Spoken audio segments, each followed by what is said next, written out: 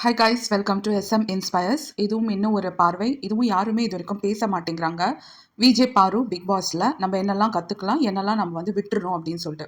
Big pass கேமே வந்து ஒரு எமோஷனல் இன்டெலிஜென்ஸை டெஸ்ட் பண்ற கேம். நம்மளுக்கு ஐக்யூ டெஸ்ட் பண்றது இல்லைங்க, நம்மளோட எமோஷனல் லெவல் எப்படி இருக்கு அப்படின்ற டெஸ்ட் பண்ற ஒரு கேம்.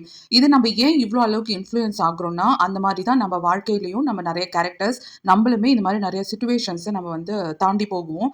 அப்போ இவங்ககிட்ட இருந்து நம்ம என்ன கத்துக்கிறது அப்படின்னு சொல்லிட்டு பார்க்கலாம். விஜே பாரு கிட்ட இருந்து பார்த்தீங்கன்னா, முதல்ல அவங்க என்டர் ஆனது இந்த கேமை வந்து நல்லா புரிஞ்சுக்கிட்டு தான் அவங்க வந்து என்டர் பண்ணியிருக்காங்க. நிறைய தெரிஞ்சுக்கிட்டு நிறைய நாலேஜோட தான் அவங்க இந்த கேம்குள்ள என்டர் ஆனாங்க. இது வந்து ஃபர்ஸ்ட் பிளஸ் அவங்க கிட்ட இருந்து. அதாவது ஏனோ தானோன்னு தெரியாம நானும் உள்ள வரேன்னு வராம இருந்தும் போகணும்னு இல்லாம சரியா அந்த கேமை வந்து பயன்படுத்துனாங்க. ரெண்டாவது வந்து ஒவ்வொரு எபிசோட்லயுமே அவங்க வந்து நிறைய கண்டென்ட் அவங்களோட இன்புட் நிறைய கொடுத்துருக்காங்க. ஃபுல்லஸ்டா அவங்க வந்து கேமை விளையாடியிருக்காங்க. அவங்க குடுத்த அந்த இன்புட், அவங்க போட்ட அந்த எஃபர்ட்னால தான் அவங்களுக்கு எவ்வளோ பேக் ஃபயர் ஆனாலும் இவ்ளோ மக்களுடைய சப்போர்ட் அவங்களுக்கு வந்து இருக்கு. இதெல்லாம் அவங்களோட உழைப்போட காரணம் தான். அவங்க வந்து முழுமையா ஹானஸ்ட்டா அந்த கேமுக்காக இன்புட் குடுத்துருக்காங்க. அதனுடைய எஃபர்ட் வந்து அவங்களுக்கு கிடைக்குது பின்னாடி. மூணாவது அவங்களோட எமோஷனல் இன்டெலிஜென்ஸோட லெவலுங்க. எவ்வளோ பேர் எவ்வளோ அடிச்சாலும் அவங்க அசரவே இல்ல. ஒரு இடத்துல கூட அவங்க வந்து பிரேக் ஆகவே இல்ல. ஈவன் வந்து சபரி வந்து கண்ல அடிச்சப்ப கூட அவங்க வந்து அந்த எந்திரிச்சு விளையாடுனாங்க இல்லைங்களா? அதே சமயத்துல எவ்வளோ நெகட்டிவிட்டி, எவ்வளோ பேர் வந்து அவங்கள பேடா பேசுனாங்க.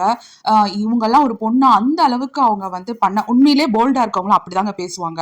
உண்மையிலேயே வந்து யாராவது சொல்லும்போது ஆமா ஆமான்னு சொல்லிட்டு போயிட்டா நீங்க நல்ல பொண்ணு. இல்ல நான் இப்படி வந்து எதிர்த்து நிப்பேன், நான் எனக்கு தோணுனதை பேசுவேன் அப்படின்னு பேசினா நீங்கெல்லாம் வந்து நல்ல பொண்ணு கிடையாது அப்படின்னு தான் முத்திரை குத்துவாங்க. உங்களுக்கு தோணுனதெல்லாம் செய்ய முடியாது. பட் அவ்வளோ எதிர்ப்பையும் அவ்வளோ ஒரு நெகட்டிவிட்டியும் அவங்க ஹேண்டில் பண்ணாங்க. அவங்களால முடிஞ்சது இல்லைங்களா? உண்மையிலேயே அதெல்லாம் அவங்க கிட்ட இருக்க மிகப்பெரிய பிளஸ்ங்க. அவங்கள ஈஸியா உடைக்கவே முடியாது. அடுத்தது இதையும் யாருமே சொல்லியிருக்க மாட்டாங்க. அவங்கள க்ரூம் பண்ணிக்கிட்ட விதம். அவங்க வந்து ஒரு மாநிறமா இருந்தாலும், அவங்க வந்து ஒரு ஷார்ட்டான அவங்க எதுவா இருந்தாலும் அவங்கள அப்பியரன்ஸ கமெண்ட் பண்றேன்னு நெனச்சுக்காதீங்க. பட் அவங்க அதுல எவ்ளோ க்ரூம் பண்ணி, எவ்ளோ எலிவேட்டடா அவங்க தெரிஞ்சாங்க. பிரசன்டபிளா அவங்க வந்து இருந்தாங்க. அதையும் நம்ம லேர்ன் பண்ணிக்கணும். நம்ம எப்படி இருந்தாலும் நம்மள பிரசன்டபிளாவும், நம்மள க்ரூம் அப்போ நம்மள பண்ணி வச்சுக்கிட்டோம்னா, அது ஒரு நல்ல ஒரு இம்பாக்ட் குடுக்கும்.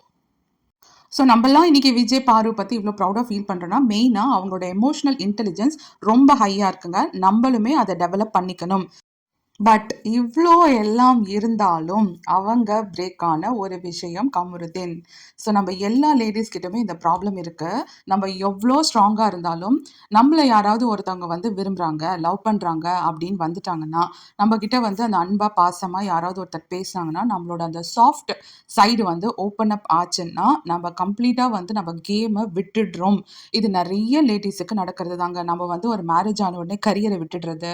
இந்த மாரி வந்து நல்லா வந்து மேல போயிட்டே இருப்பாங்க. இந்த மாரி வந்து யாராவது லவ் பண்றோம், இல்ல மேரேஜ்ன்னா வந்து நம்மளோட இண்டிவிஜுவாலிட்டிய நம்ம விட்டுடுவோம். கல்யாணம் ஆயிருச்சுன்னா வந்து எல்லாமே ஹஸ்பண்ட் தான் அப்படின்னு சொல்லிட்டு, அவங்க எவ்ளோ நம்மள அப்யூஸ் பண்ணாலும் சரி, அவங்க வந்து அப்யூஸ் பண்றாங்கன்னே நம்மளுக்கு தெரியாது. அவங்க அடிச்சா கூட அவங்க உரிமையில தானே அடிக்கிறாங்க அப்படின்னு நெனச்சுக்கிறது. மோசமா கமருதீன்லாம் வந்து கிட்டத்தட்ட வந்து எவ்ளோ வொர்ஸ்ட்டா பிஹேவ் பண்ணாலும், ஸ்டில் பார்வதி வந்து அவங்க வந்து மன்னிச்சுட்டு, திருப்பியும் அந்த லவ்ல போயிட்டு திருப்பியும் அதே மாரி நடந்துக்கிட்டது வந்து, அவங்களுடைய செல்ஃப் ரெஸ்பெக்ட் அவங்க வந்து கண்டிப்பா விட்டுருக்க கூடாது. 2வது விஷயம் வந்து அவங்க அந்த பப்ளிக் பிளேஸ்ன்றத மறந்துட்டு அவங்க பிஹேவ் பண்ணதெல்லாம் வந்து கொஞ்சம் இட்ஸ் நாட் அக்செப்டபிள். ஸோ நம்ம வந்து இடம், பொருள்லாம் தெரிஞ்சு தாங்க நம்ம வந்து நடந்துக்கணும் கண்டிப்பா. ஸோ இந்த 2 விஷயம் வந்து அவங்க கிட்ட எனக்கு பிடிக்கல. மத்த 3 விஷயங்கள் உண்மையிலே அவங்களோட ஹை ஈக்யூ லெவல், அப்புறம் அவங்களோட பிரச்சனைகள கையாள்ற விதம். இன்னொரு முக்கியமான விஷயம் வந்து இவ்வளோ ரெட் கார்ட் கிடைச்சு கூட அவங்க வந்து எந்த இடத்துலயுமே அவங்கள போய் நியாயப்படுத்திக்கிறதோ, அவங்க போய் வீடியோ போட்டு பேசுறதோ, இல்ல 2 பேருமே இத பண்ணல. பாருவும் பண்ணல, கமருதீனும் பண்ணல. ஸோ அது வந்து ஒரு நல்ல விஷயங்க. அது என்னன்னா, மக்கள வந்து நல்ல விதத்தில அது மாத்துச்சு. அவங்க அந்த டைம் குடுத்தாங்க. அந்த ஒரு நாள் வந்து அவ்ளோ ஹேட்ரட் குடுத்த மக்கள், அடுத்த நாள் பார்த்தீங்கன்னா, அவங்களுக்கு நடந்தது அநியாயம், அவங்க தப்பு பண்ணிட்டாங்க அப்படின்ற மாரி ஃபீல் பண்ணி, அவங்க ஏன் அந்த எண்ணம் வருது? ஏன் அவங்களுக்கு அது குடுத்தாலும் பரவாயில்லன்னு மக்களால போக முடியலன்னா, அவங்க அவ்ளோ உழைப்ப போட்டுருக்காங்க அந்த கேம்லன்றது வந்து அப்பரன்ட்டா தெரியுது. ஜனங்களுக்கு தெரியுது. ஸோ அவங்க வந்து அந்த மோசமா நடந்துட்டு, அந்த மாரிலாம் இல்லாம ஒரு நெகட்டிவா பேசாம இருக்கிறதுனால, அது வந்து ஒரு நல்ல மாற்றத்த உண்டு பண்ணுச்சு. 2வது வந்து என்ன பிரச்சனைனாலும், பார்வதி கிட்ட ரொம்ப புடிச்ச விஷயம், வார்த்தைகள எங்கேயுமே தப்பா விடலை. கெட்ட வார்த்தை பேசுறது, ரொம்ப அசிங்கமா பேசுறது, அந்த மாரிலாம் பண்ணல.